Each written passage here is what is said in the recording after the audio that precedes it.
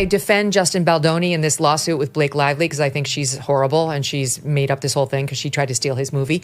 A 2009 Glamour UK interview by Blake Lively, and in her interview, she admitted to trying to poison the cast of Gossip Girl, which is where she made her name, against her co-star Penn Badgley, who played her love interest, Dan Humphrey, on the show. She said, "At first I was so upset that they had hired him, I actually poisoned the whole cast against him." The motion to dismiss is from the New York Times, as Justin Baldoni is suing them. So while this doesn't have as much to do with Blake Lively's defense, these parallel lawsuits leave a lot in the exhibits. Oh my gosh! You will not believe the drama that's unfolding. Megyn Kelly has absolutely unleashed on Blake Lively, and trust me, she is not holding back. The fierce journalist is calling out what she sees as Blake's utterly sickening PR move against Justin Baldoni. Can you believe it? This explosive controversy erupted after Blake allegedly tried to destroy Baldoni's reputation, and fans are absolutely livid. Critics are piling on too, and Kelly, who we all know never shies away from controversy, went completely scorched earth as she tore apart Lively's supposed agenda. She's accusing Blake of orchestrating this whole manipulative campaign just to gain public sympathy. As the tension reaches a boiling point, everyone's talking about how much power celebrities really have and how they can twist media narratives to their advantage. This is getting intense. I have absolutely no feelings about this guy, Justin Baldoni. In fact, to be perfectly honest, I reviewed some of his social media, and he seems kind of ridiculous with his toxic masculinity, lamentations, and so on. But that's fine, that's me. So I'm not on his side. But my point is simply, I just don't see it. In their incendiary complaint, where they're trying to do their best to bash him and the PR team, I don't see that the second loop closed of, and then here's where they did it. It's just all supposition. They don't have these great texts saying, look what I got placed in the New York Post. She says he's been harassing her, and they bring in some team, and he says, whatever you want, I will do it or not do it. You tell me. So they go forward. Well, we move forward in the story, and she's got to go do PR for the film. And she goes out in the summer, this past summer, and she had about 2 minutes of bad PR. And it gets even juicier. Megyn Kelly has launched an absolutely blistering attack on Blake Lively, calling her, and I'm quoting here, a serial fraudster. Can you imagine? She's completely condemning Blake's alleged domineering behavior on past film sets. Kelly claims that Blake's on-set attitude has caused major tensions with co-stars and directors. She's saying Blake constantly tries to control creative decisions, which has apparently led to some serious behind-the-scenes drama. The tea is scalding hot on this one. Here she is at the 2022 Forbes Power Women's Summit. I would show up on a set. I knew that they just wanted me to show up and look cute and stand on a little pink sticker where I'm supposed to go and say what I'm supposed to say. But I also knew that that wasn't fulfilling for me, that I wanted to be a part of the storytelling, that I wanted to be a part of the narrative, whether that be in the writing, in the costume design, in creating the character. And sometimes I had directors or producers or writers who would welcome that and invite that once they saw that I was able to offer that. And sometimes I would have people who really resented that because they were like, we just hired you to be an actor. Yet when I went in the meetings, I would just seem like I'm just there to be the actor and ready to get the gig. I wouldn't reveal that I actually need to have authorship in order to feel fulfilled. So I think that for them, sometimes that might have felt like a rug pull because you're like, you're trying to assert yourself into something that we didn't hire you to do. So she's a serial fraudster. Let me catch you up on the real drama here. The controversy around It Ends With Us reached fever pitch in December 2024 when Blake Lively filed a shocking complaint with the California Civil Rights Department. She accused director and co-star Justin Baldoni of creating a hostile work environment. I'm talking serious allegations here. Blake claims Justin made unsolicited visits to her makeup trailer and pressured her during intimate scenes. I mean, if true, that's absolutely horrifying. But here's the twist. Baldoni is completely denying these claims and is actually preparing to file a countersuit. He's saying Blake's allegations are nothing but a calculated attempt to revive her public image. The battle lines have been drawn and this is getting ugly. In Blake's lawsuit, she says that Justin wanted her to remove her blazer to see her in her onesie that she was wearing, and that he told her that this would be a sexier look, or that she looked sexy, and she felt very uncomfortable about this, okay? So apparently what actually happened is that, according to Justin's attorneys, he suggested she take off her big coat so that her onesie would be visible in the scene because it will be hot, because it was 90 degrees in the small bar with no air conditioning. Lively mischaracterizes this in her complaint as Baldoni referring to her as hot, not, the temperature. Given that Lively herself had earlier expressed to him that she wanted her character's wardrobe to be sexier, Baldoni encouraged her to accept direction by saying it's sexy, meaning that without the big coat, the wardrobe was sexier, as Lively had said she wanted it to be. Lively took this personally. She was unable to take the direction regarding her self-chosen wardrobe, stating, "That's not what I'm going for." And the drama just keeps escalating. Amid all this chaos, media personality Megyn Kelly has publicly ripped into Blake Lively, expressing total skepticism about her allegations. Kelly straight up called Blake a serial fraudster and highlighted reports of her supposedly overbearing behavior on previous projects. Kelly is suggesting that Blake's difficult conduct has caused major friction with co-stars and directors for years. Her scathing commentary is adding yet another explosive layer to this already messy public feud between Lively and Baldoni. The gloves are off. Blake Lively did not even read the book that the movie was based on. Correct. And we're not talking War and Peace. And then she wanted to, ixnayed all of the wardrobe choices, because when you're making a movie about a poor woman who's suffering from domestic violence, you want her to look like she has money. Right. That Blake said. That's what she did. She looks like she has money. Yep. And she's dressing in florals. And then she's going on this press tour, pushing her liquor line and her hair care line, because that's what women who are trying to escape with their lives are worried about. That's what generated her negative press and led to a series of clips of her being insensitive in one way, shape, or form with other interviewers in the past. She has no one to blame but herself for that. The press tour is part of that pay package. Right. You have to show up with a smile on your face and be polite to people who are not lobbing. OMG, you won't believe what just happened. Leaked text messages have surfaced and they are explosive. These messages reportedly show exchanges between Justin Baldoni's PR head Jennifer A.L. and crisis management expert Melissa Nathan. In one particularly shocking message, A.L. allegedly wrote to Nathan, "I think you guys need to be tough and show the strength of what you guys can do in these scenarios." The implications here are chilling. What exactly were they planning? Blake Lively included multiple text messages in her lawsuit against Justin Baldoni. Some of these text messages are between two women that Justin hired, one of them being Melissa Nathan, who is a crisis management expert, and publicist Jennifer Abel. In one text from Jennifer to Melissa, she says he wants to feel like she can be buried, referencing Justin and Blake. Melissa tells Jennifer, "You know we can bury anyone." Some of these text messages are very intense. They are referencing unaliving Blake and putting her in a box. In one text, Jennifer says, "I'm having reckless thoughts of wanting to plant pieces this week of how horrible Blake is to work with." In one text from Justin to Jennifer, he asks what their TikTok strategy is, and he asks for them only to start posting clips of him talking about domestic violence and why this movie is so important. And it gets even more disturbing. The leaked messages continue with what appears to be a plot against Blake. The text allegedly says he wants to feel like she can be buried. I mean, how vicious is that? Nathan reportedly responded cautiously, acknowledging the need for secrecy, writing, "We can't write, we will destroy her," but then later added something that sounds straight out of a revenge movie. Imagine if a document saying all the things that he wants ends up in the wrong hands. You know we can bury anyone.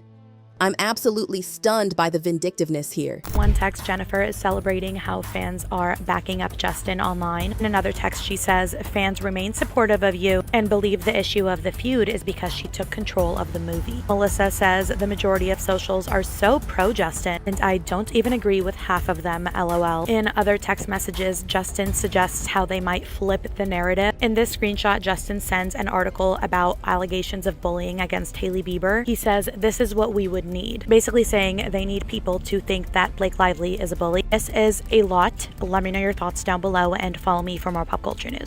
Even with all this legal drama swirling around her, Blake Lively is somehow maintaining her public persona. She recently attended the South by Southwest, SXSW, premiere of her new film, Another Simple Favor, where she expressed heartfelt gratitude to her fans.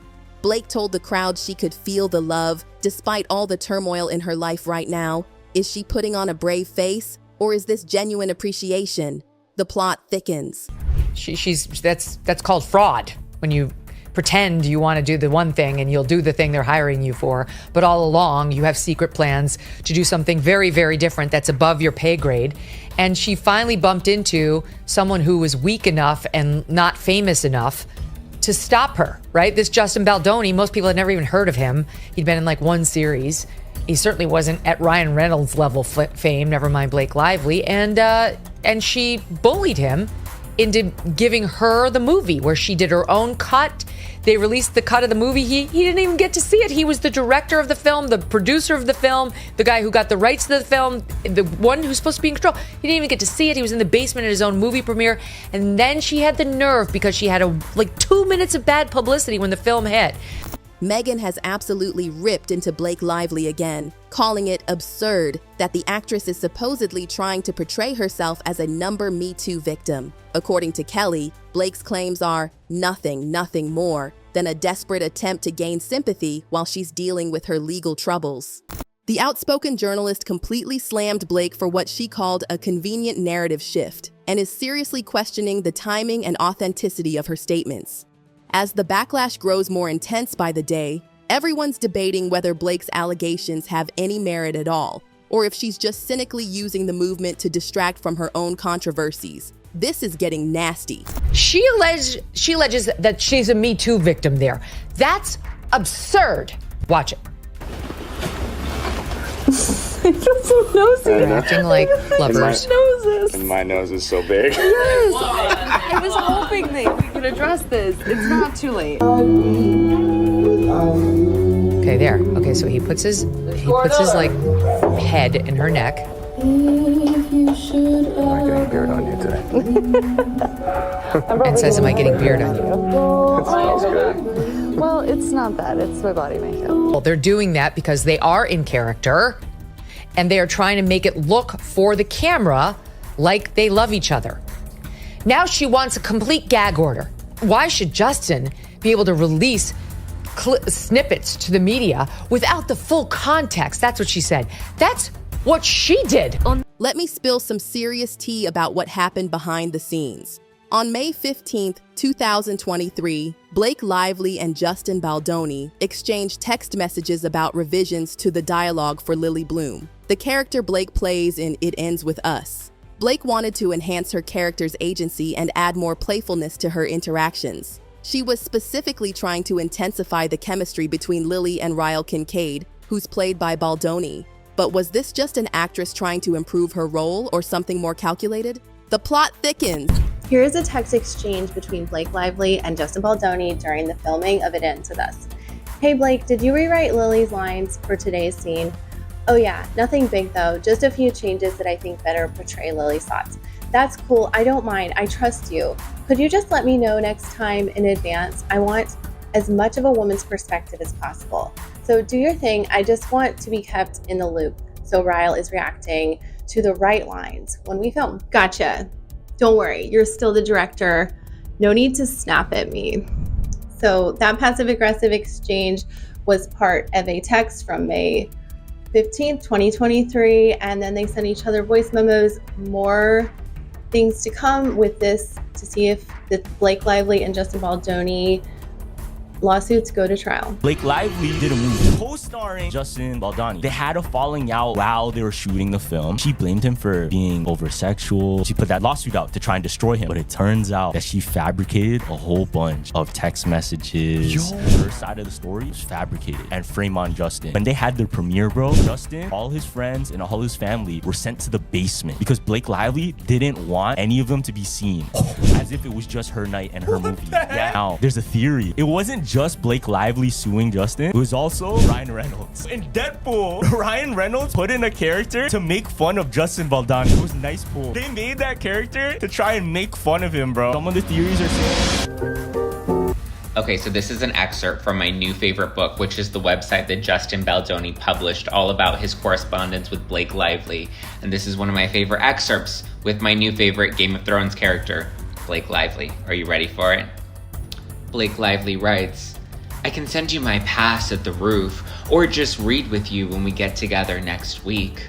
Let me know what you prefer, smiley face. If you knew me in person longer, you'd have a sense of just how flirty and yummy the ball busting would play. It's my love language, spicy and playfully bold, never with teeth. And him serving it back to her is just as important. You don't usually see both the man and the woman with such agency and humor. Anyway, I can act it out for you next week to make sure it comes through. Or I can send it now. Let me know what you prefer. XX. To which Justin Baldoni responded, sorry, I was just crying my eyes out as kids and family just left for another 5 weeks and it was a shit show. Heart emoji, heart emoji, heart emoji. Oh, you won't believe what's been revealed in internal communications. Justin expressed his complete frustration, writing, everyone knows how I feel about all this and how angry I am that Blake has taken over our film and somehow rewrote a movie we spent years developing, writing, and funding. Despite his obvious fury, Baldoni apparently gave in to Blake's demands, writing, I am going to give her 98% of what she wants. I'm sure none of us have the energy to fight anymore. You can literally feel his resignation and defeat in those words. The power dynamics here are wild. She allegedly also inserted herself into the editing room, would have pages of notes, would have the editors fly to her so she could continue making revisions for her own cut. And when she was unhappy, she had the editor and a composer fired from the film. And even though they tested her edit versus Baldoni's edit in front of audiences, and Baldoni's edit ranked higher, she demanded that Sony release her version of the film. She even tried to bully her way into getting a PGA mark, which is a coveted credit for producers, which Baldoni and Jamie Heath were absolutely against. So much so that they still wrote the letter, but also sent a copy to their attorney saying that this letter was written and signed under duress. And now this dispute has exploded into a full-blown legal nightmare. Justin Baldoni has filed a massive $400 million lawsuit against Blake Lively, her husband Ryan Reynolds, and their publicist Leslie Sloan. The accusations, defamation, extortion, and invasion of privacy. The lawsuit claims Blake's actions completely disrupted the production process and undermined all the collaborative efforts of the creative team. Baldoni's attorney Brian Friedman stated that this legal action is based on an overwhelming amount of untampered evidence that details how Lively and her team allegedly tried to destroy Baldoni and his associates by spreading edited and unsubstantiated information to the media. This is absolutely explosive. This was a sinister PR move. Blake Lively then moved 11 days later to file a lawsuit. So now she has filed a lawsuit. And I don't think she ever wanted to do this. I think she genuinely wanted this to be a PR move, and she wanted to leak it to the New York Times. She thought the public would take her side with no questions asked. And instead the public is saying, no, we have a few questions here. And Justin Baldoni is going all the way to the wall on this. His lawyer is already giving interviews explaining just how nasty her team has played this. The lawyer's name is Brian Friedman. He stopped by the Megyn Kelly show, and here's some of the things that he had to say. First, he says there used to never be a sexual claim. There never was a sexual claim until she went to that civil rights office. Take a listen. There was actually no allegation of sexual harassment until the lawsuit was filed. I was lucky to be able to be involved in so many different aspects of this movie, not just on screen. On screen is the smallest amount of work that I did in this film, to be honest.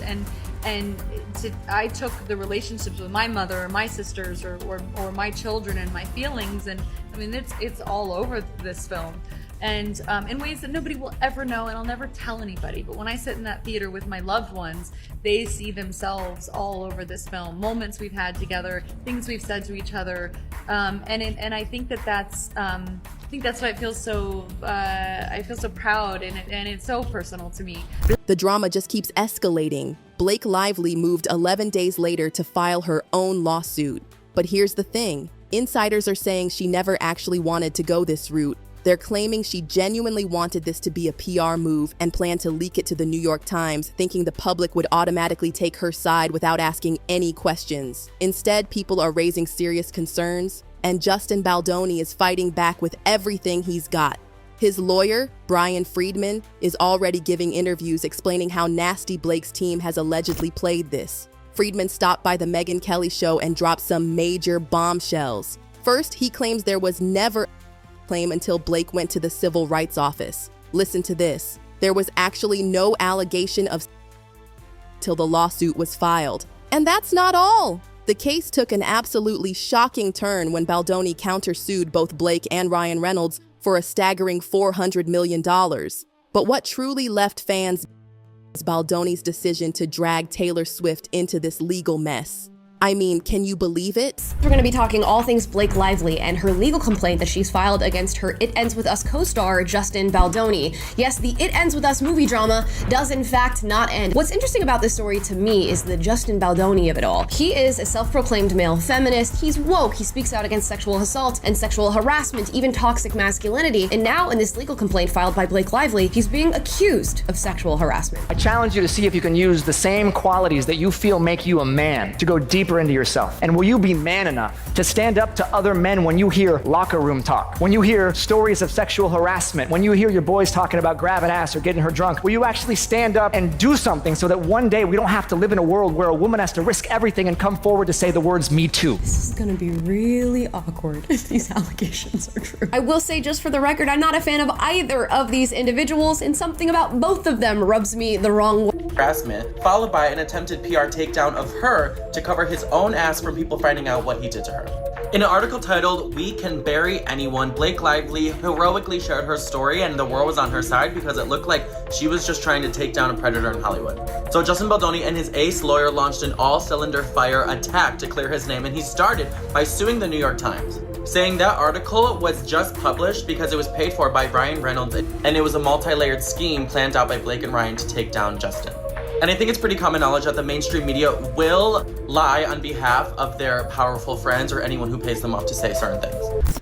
According to explosive court documents, Baldoni has alleged that Blake actually used Taylor Swift to exert pressure during a heated meeting with Reynolds about script edits for a rooftop scene. Bringing Taylor into this is sending shockwaves through Hollywood and the fandoms alike. Justin Baldoni is now involving Taylor Swift in his lawsuit against Blake Lively. So Justin Baldoni is suing Blake Lively, Ryan Reynolds, and their publicists for over $400 million for all the It Ends With Us drama. Now he's name dropping Taylor Swift, Blake's bestie, in the mix. Thankfully, Taylor Swift is not being sued, but she's mentioned in his 179-page paper complaint. And he's alleging that Taylor's fame was used to pressure him during production. And it really all stems from this penthouse situation where Blake and Ryan live. Apparently there was a meeting there with all of them, and Taylor Swift was actually present, and Blake ended up rewriting one of the scenes. And even after the meeting was over, Baldoni texted Blake this, saying, "I gotta put my glasses on for this one, the font is too small. Also was working on the rooftop scene today. Really love what you did. Makes it so much more fun and interesting." The lawsuit also includes some truly revealing communications between production team members who were clearly concerned about Blake's increasing involvement in directorial decisions.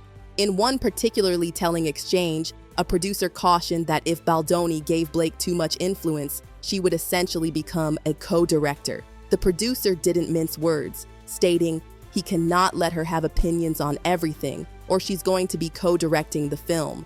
The power struggle behind the scenes was apparently intense. So what was it like working with Blake Lively on the set of It Ends With Us? Justin Baldoni dropped a number of text messages with crew members detailing just how difficult Blake Lively was to work with. Baldoni claims that since day one of production, she tried to push her weight. She would undermine their wardrobe director and make outfit choices of her own. And rather than showing up to her scheduled fittings, she drove up the budget by having them shuttle all of the clothes to her so that she could try them on. She would often rewrite her lines daily, and apparently she was having Ryan Reynolds, who has no official credit on the film, help her rewrite some of the scenes, which was unbeknownst to Baldoni and the screenwriter. Ryan Friedman, representing Baldoni, has been incredibly vocal about the unprecedented nature of Blake's conduct. He made a scathing statement. In this vicious smear campaign fully orchestrated by Blake Lively and her team, The New York Times cowered to the wants and whims of two powerful, untouchable Hollywood elites, disregarding journalistic practices and ethics once befitting of the revered publication. He claims they use doctored and manipulated texts while intentionally omitting texts which dispute their chosen PR narrative.